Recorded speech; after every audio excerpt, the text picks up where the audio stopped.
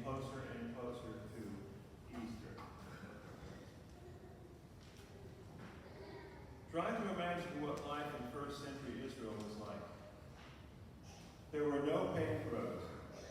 There was no plumbing or running water in people's homes. And very significantly, there was no electricity, and therefore no street lights at night. Once the sun went down, it got very, very dark. And only the light of the moon or a torch could light up the way for anyone out at night. St. Paul refers to the nighttime when he wrote in the letter to the Ephesians, "Take no part in the fruitless works of darkness, rather expose them, for it is shameful even to mention the things done by them in secret."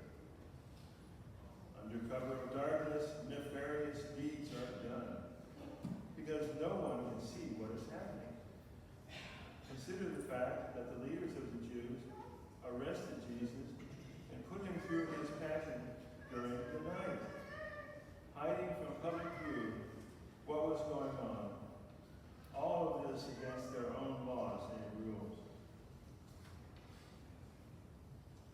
What is this gospel about? Is it about the man's blindness? Is it about a miracle? Is it about how stubborn and perhaps how blind the Pharisees themselves are? Yes, it's all of these things.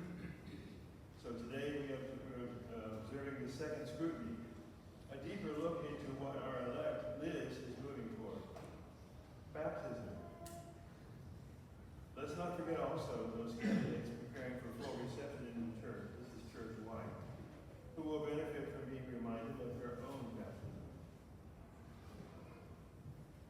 In this gospel, there are many symbols. Blindness. Blindness is darkness, physically not seeing anything. There is spiritual blindness. The Pharisees did not accept what the man who had been blind plainly told them. He said, "The man called Jesus made clay and anointed my eyes and told me, 'Go to Siloam and wash.' So I went there and I washed and was able to see." The Pharisees did not want to comprehend and seemingly wouldn't get it. Another symbol, clay. We were formed from the earth, from clay.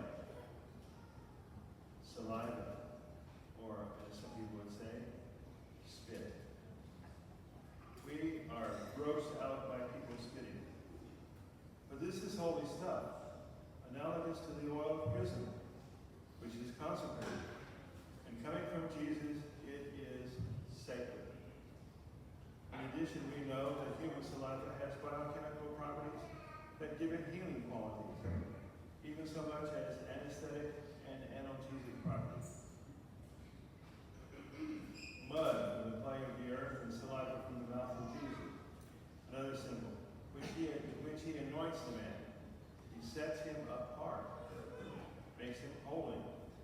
As in the first reading, when God calls David and anoints him, setting him apart to eventually be the king of Israel. The mud should also remind us of creation. God made Adam from the dirt, from mud, just as God, Jesus, made the blind man a new creation from the mud that he made with his saliva. Another symbol, the pool of Siloam. We are told here that it means sent. The one, capital O-N-E, sent is Jesus. But the blind man is also sent. He's sent to the pool of Siloam, whose water obviously points to baptism. The water washes away the mud and his sin. It may be a bit difficult to see any connection of today's first reading to the theme of the gospel, which is usually the case.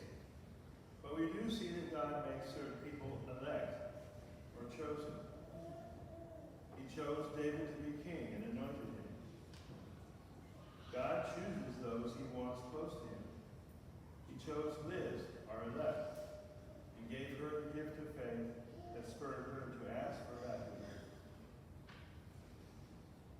the second reading, Paul writes that we were in darkness, but now we are in the light.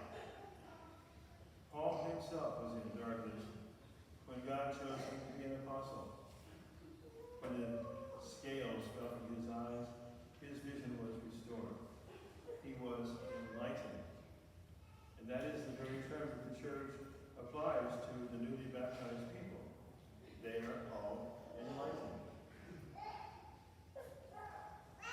The whole point of these readings, of this reading, is that Jesus Christ is the Son of the Father, the light of the world, and he was sent to illuminate and carry out the Father's plan of salvation.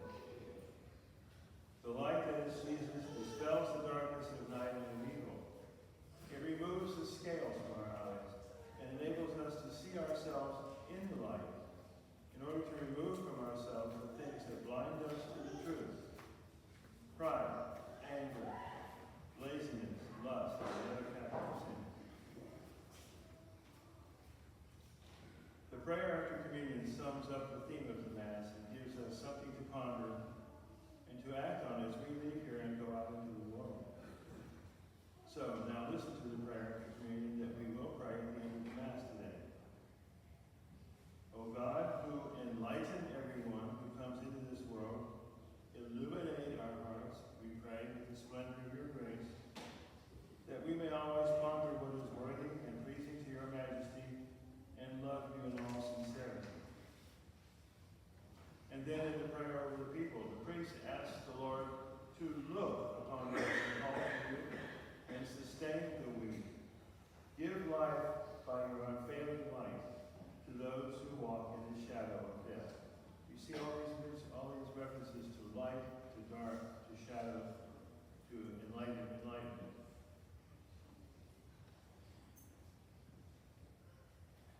We can finish up here